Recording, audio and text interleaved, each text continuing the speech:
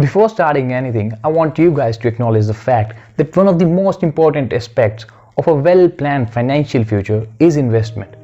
I make this point because regardless of how young or old you are, learning the basics of anything is actually quite important. So in this video, we shall be discussing the 5 basic rules of investing taught by the Rich Dad from Rich Dad Poor Dad. But before we get into that, make sure you subscribe to the channel. But before we get to these rules, there is something that the Rich Dad wants us to know. He says that most people, like you and me, we just want to make money, but we fail to realize that there are different kinds of money. So Rich Dad's rule number 1 says that there are 3 different kinds of income. The first one being earned income. Earned income is the paycheck you receive from your job. You work in an office or you work in a company and they pay you. Basically here you're being paid for your active participation. You trade your time and energy for the money you receive, which is called earned income. Now, the second type of income is called portfolio income. It is the money you get from different assets such as gold, oil, stocks, bonds, mutual funds.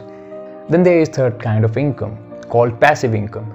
The Rich Dad says if you want to be rich, then you have to work for passive income. So what is passive income? Well, passive income is the income that requires very less or no effort to make.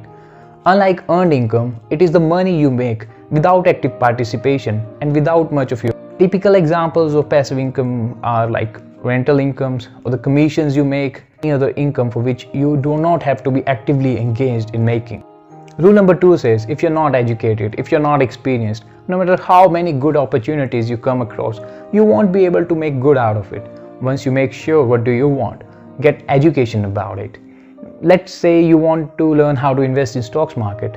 Search it over the internet, read books, ask your friends, learn the strategies and the tips shared by the experienced men in the game. So rule 2 says that getting a proper education is quite important, but it does not end here. It also says that only education will never really help you unless you apply what you have learned in the real world. Rule 3 is as basic as it can get. Most of us, we only make and live only on the earned income. Rule 3 simply says us to build other 2 different types of income, which is passive income and portfolio income. It simply says us to take a portion out of your earned income and to put it into an investment to create passive income and portfolio income. Most people say investing is risky. It is, but guess what else is? To not invest, or to invest without looking at the risk factor. So when you invest your money, you want the risk to be as minimum as possible. So let us say you want to buy a new mobile phone. How much research do you put on? You want a good brand, you want good camera, you want a better processor and a whole lot of other features. You search it over the internet, you ask your friends, and then finally you narrow it down to the best option for you. Well, why do you do it? Why do you put on a lot of work? Well, that's because you want the best return on your money. So same is with the investment. When you want to invest in money, when you have decided to invest in an asset, make sure you learn all about it because you want the best on your money. Having said this, we are now led to rule number 5, which says that as you get into an investment, make sure to evaluate the risk and the reward. So what is risk and the reward? Let us say you have decided to put $100 into an investment. The chances are it may either go up or go down. So let us say if it goes up, it goes to 110. Then the 10 is your reward. And if it goes down, it goes down to 80. Then the difference of 20 is your risk. So risk is to reward is 20 is to 10, which is 2 is to 1.